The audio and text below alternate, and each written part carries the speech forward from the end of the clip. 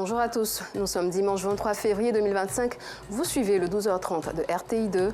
Au sommaire de cette édition, nous verrons comment les grossistes d'Abidjan se préparent en prélude au Ramadan et au carême chrétien catholique.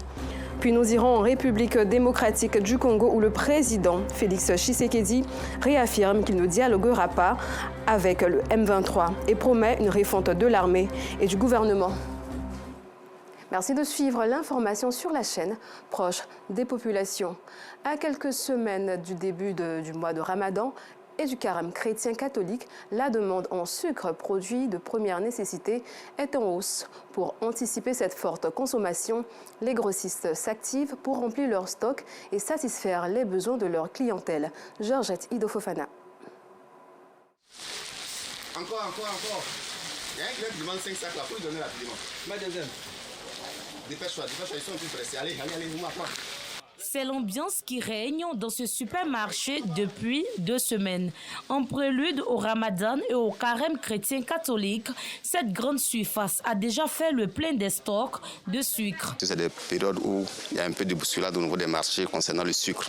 Mais cette année, je pense qu'on a déjà pris les dispositions nécessaires pour ne pas qu'il y ait de la rupture. Dieu nous appelle d'avoir un bon stock pour attendre les clients. Mais il y a encore d'autres commandes qui vont venir. Cette année, le prix est bon par rapport à l'année passée. Il y a eu une baisse de prix. Comme l'État ivoirien a décidé de plafonner les prix pour faciliter le mois de jeûne. Le sucre, cette denrée de première nécessité, est beaucoup consommée pendant le mois de jeûne. Tout le monde fait sa provision de saccharose. À l'occasion du Ramadan, comme c'est déjà dans quelques jours, on est venu faire achat histoire de pouvoir partager des petits packs aux familles démunies qui sont dans des besoins. D'ailleurs, le sucre est un peu plus élevé que dans les supermarchés. Voilà pourquoi nous sommes venus ici pour pouvoir faire des achats. Dans cette autre boutique de vente en gros située à Adjamé, les stocks s'amenuisent avec la forte demande. Pour le gérant, les affaires vont plutôt bon train en cette période. Notre stock même est déjà épuisé. Les gens demandent beaucoup. Nous avons passé encore une grosse commande que nous espérons avoir rapidement. Nous serons en mesure de pouvoir tenir au moins jusqu'à la fin des 2 carèmes. Que ce soit des sacs de 25 kg, des sacs de 1 kg, des cartons, des sucres morceaux, nous faisons de très bons prix dessus. La coïncidence entre le jeûne musulman et le carême catholique est une aubaine pour ces grossistes qui écoulent facilement leurs produits. Le sucre, les gens ont besoin de ça beaucoup dans le Ramadan. Nous, on est prêts pour faire bon prix pour tous les musulmans comme nos musulmans. Avant, on vendait sucre, là, mais maintenant, là, présentement, là, comme c'est le mois de Ramadan qui approche, là, on n'a pas de sucre de stock. Ça n'a pas venu, mais on attend. Ça marche tellement, mais s'il y en a, ça marche. En poudre ou en carreau, blanc ou roux, le sucre reste un produit prisé des populations. Il est utilisé dans une panoplie de mets, dont les plus courants sont le café, les bouillies, les jus et les beignets. Rendons-nous à présent au cœur du marché Gouraud où de nombreux services facilitent le quotidien des commerçants et des clients. Notre équipe de reportage, conduite par Laurence Cacra et Gilles Tonien, s'est penchée sur l'importance des moulins, un service particulièrement prisé par la gente féminine. Au marché d'Adjamé, différents services sont proposés. Un service en particulier attire notre attention, le moulin. Ces femmes venues avec des cuvettes remplies de piments, gombos secs, haricots, tomates et bien d'autres légumes et céréales attendent impatiemment la transformation finale de leurs produits.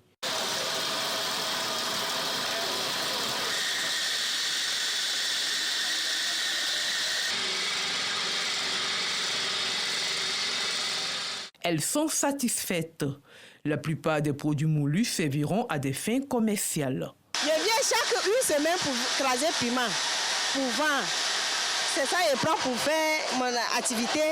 Je gagne un peu d'argent pour faire mes besoins, quoi. Ici, là, ils crasent piment bien, donc c'est pour cela que je viens ici. Pour Aboulaye, le travail de meunier est passionnant. Il y a du mbéré, il y a piment, il y a beaucoup de quartiers en calage. Si on commence du matin là, jusqu'à 18h, si on a mis cassonné là, on ne peut pas travailler ça. À cause de ça, on a un calage comme ça. Si le client vient beaucoup, on gagne un peu. À proximité de ce moulin, ces jumelles vendeuses de gemgem, de haricots et bien d'autres produits font de bonnes affaires en fournissant directement leurs produits aux femmes. C'est un avantage pour nous lorsqu'on reçoit de la clientèle aujourd'hui, lorsqu'ils achètent, parce que tout s'écrase chez nous ici. Et pas acheter du piment qu'on écrase pour faire la poudre, que ce soit comme le jumere qu'on écrase pour faire la poudre. Donc c'est pourquoi pour nous, la présence des moulins est très importante pour nous. Payer sans moulin, on ne peut pas avoir de clients. Les moulins dans les marchés sont appréciés par ces femmes. Ils leur rendent d'énormes services. Reste à savoir si les produits utilisés sont de bonne qualité et si les conditions de transformation respectent les règles d'hygiène afin de garantir le bien-être des consommateurs. Connues sous le nom de baya, les perles de hanche séduisent de plus en plus de femmes. Cet accessoire, symbole de féminité et de séduction, attire même l'attention des hommes qui n'hésitent pas à en offrir à leurs épouses. Mais derrière cette tendance se cache un secret bien gardé. Assitan Diarra, Gilles Tonien et Issa Dambélé vous révèlent le véritable pouvoir de ces perles. Perle portée autour de la hanche, le baya est une arme de séduction redoutable pour les femmes. Au grand marché d'Adjamé, il est très prisé aussi bien par les hommes que par les femmes. Et les raisons de cet attachement à cet accessoire de beauté sont aussi diverses que variées. Sincèrement, j'aime baya. Quand tu portes baya, c'est très bon. Ça fait que ton homme, il t'aime bien. Il aime ton affaire. Parce que les garçons de maintenant, ils disent, quand femme est sans baya, là, elle est serpent. Donc moi, c'est pas serpent, donc il porte baya chaque jour. Pour moi, mais c'est beaucoup dans mon sac là-bas. C'est le jour, mais elle fait, il porte. Quand ça commence, ça fait bruit, ça fait tchè, tchè, tchè, tchè. Baya là, c'est très bon. Une femme même, normalement, tu dois avoir un baya. Moi, j'aime bien les bayas. J'aime que ma femme porte, ça me plaît bien plus. C'est aussi notre coutume, tu vois. Si je vois quelque chose qui me plaît, le modèle qui me plaît, je paie pour ma femme, puisque c'est un homme marié. J'aime pas les modèles qui sont gros. Tu vois, j'aime les modèles qui sont un peu, où les grains sont un peu petits. Il y a plusieurs qualités. Il y en a encore de la baya encore, il y en a en Kaosso aussi. Il y a différents prix. Il y a les baya 500, il y a les baya 1000 francs. Et puis, pour 1000 francs, on fait 2 à 1500 pour faciliter. Les gens aussi qui viennent acheter aussi aller revendre. Voilà, il peut prendre 2 à 1500, ça va vendre à 1000 francs, 1000 francs. Ça sort. Les bayas ne sont pas de simples ornements pour le corps de la femme. Selon Fanta, commerçante, au-delà de l'aspect de séduction, les bayas auraient des pouvoirs magiques. On a un baya aussi, quand tu portes, ça crée de l'attirance partout où tu passes, les gens t'apprécient. Et il y a pour les gens qui cherchent du boulot, les prix varient en fonction de la qualité. Quand tu portes le baya, si un malheur doit t'arriver, ça se coupe.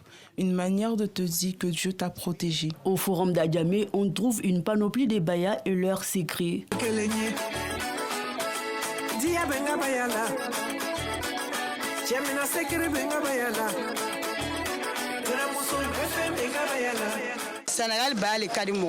Il y a des bayas qui quittent au Mali, Sénégal et Burkina Faso. C'est ceux du Sénégal qui sont beaucoup prisés. Nous avons des bayas uniquement pour des femmes mariées qui augmentent l'amour de l'homme envers son épouse. Personne d'autre ne doit voir ce baya à part ton mari. Dans ce marché, l'on assiste à un balai incessant de revendeuses de ces perles de hanches qui viennent s'approvisionner.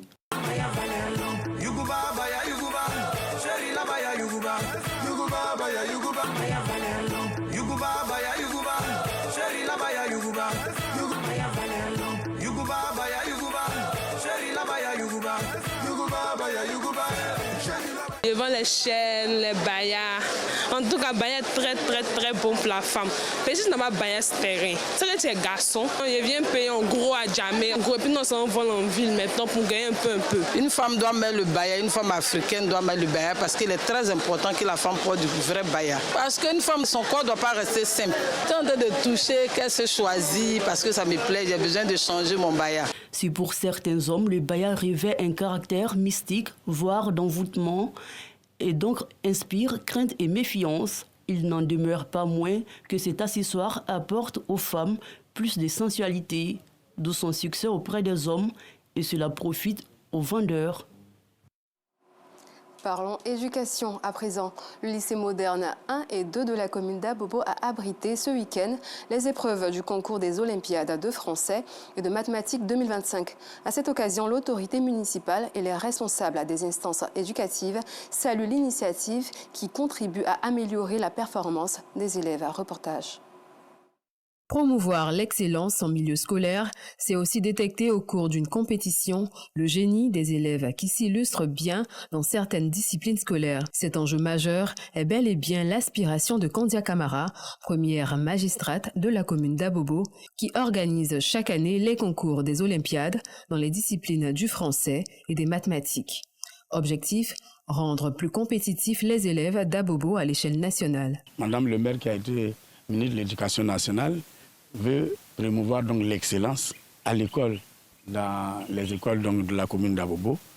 Et ces exercices permettent de mettre nos enfants, nos élèves donc en compétition, les encourager à travailler, mais l'objectif à terme, c'est qu'ils soient les meilleurs de Côte d'Ivoire. La représentante de la DRIN à Abidjan 4, la responsable pédagogique et les candidats encouragent l'idée. Nous, DRIN, nous ne pouvons que témoigner notre reconnaissance à Madame Kandia, présidente du Sénat par ailleurs, maire de la commune d'Abobo, à elle, à ses adjoints, à toute la municipalité, pour tout ce que la mairie fait pour l'école dans la commune d'Abobo. C'est un réel plaisir de participer à ça parce que ça permet d'améliorer nos connaissances, de pouvoir montrer que nous avons beaucoup appris en classe. J'attends juste une bonne note suite à les examens que nous avons faits pour pouvoir recevoir tous les prix. Nous aurons beaucoup de problèmes parce que les enfants ont donné le meilleur d'eux-mêmes, parce que nous avons de bons encadreurs. Tous les établissements qui ont donné des enfants, le nom des enfants, tous ces établissements également ont vu que leurs enfants ont bien travaillé. Cette initiative est à sa 2e édition. À l'issue du concours, les 3 meilleurs candidats de chaque niveau bénéficient des bourses d'études et sont orientés dans les meilleures écoles en vue d'un rendement optimal. Un chapitre religion à présent. La paroisse Notre-Dame de Lourdes, sise à Brofodoumé, a célébré le week-end dernier ses 50 ans d'existence au service de Dieu. Ce rendez-vous a été l'occasion d'honorer des fidèles qui ont marqué les esprits par leur détermination au service de vie communautaire religieuse. Assitan Diarra. 50 ans au service du Seigneur se célèbre ce jubilé d'or de la paroisse Notre-Dame de Lourdes à Brofodoumé dans la commune de Yopougon a mobilisé du monde. Il était important pour nous de nous arrêter pour faire le bilan de 50 années de marche à la suite du Seigneur et entrevoir la marche à venir. Et Dieu faisant grâce, nous y sommes arrivés. Nous voulons bénir encore une fois le nom du Seigneur. Les fidèles qui ont marqué les esprits par leur détermination au service de Dieu ont été honorés. Tout à l'heure, j'ai été distingué et une marque de reconnaissance à mon endroit. J'ai œuvré dans le sens des enfants, tout ce qui est dans le domaine des enfants, la pastorale des enfants. J'étais au Four Moulin, ça me fait 15 ans que je suis dans la pastorale des enfants. Et donc aujourd'hui, cette reconnaissance que m'a donné le cardinal, vraiment me réjouit. Ce rendez-vous religieux a été rehaussé de la présence du cardinal. L'homme de Dieu en a profité pour inviter à la culture de la cohésion fraternelle. Oui, la communauté chrétienne doit continuer à comprendre que c'est elle l'Église.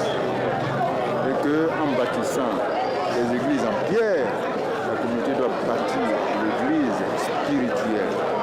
La communauté unie, solide, fraternelle. Pour la circonstance, les responsables de l'Église ont invité leurs coreligionnaires à demeurer des ambassadeurs de paix pour une Côte d'Ivoire prospère. Le désespoir n'existe pas, selon Rabbi Nahman de Breslev, un rabbin qui a vécu entre le XVIIIe et le XIXe siècle et fondateur de la dynastie hassidique. Aujourd'hui, plusieurs juifs se reconnaissent dans sa pensée et cela a engendré le mouvement Breslev. Dans le monde francophone, le grand rabbin d'Israël, Avraham Ifra, est l'un des tout premiers à diffuser ce courant de pensée. En visite en Côte d'Ivoire, il a partagé ce thème avec les journalistes lors d'une conférence de presse à Clément Bocco pour les détails. Pendant ces 2 heures d'entretien avec la presse ivoirienne, le rabbin Avraham Ifra explique dans les moindres détails cette pensée de Rabbi Nahman de Breslev. Le désespoir n'existe pas.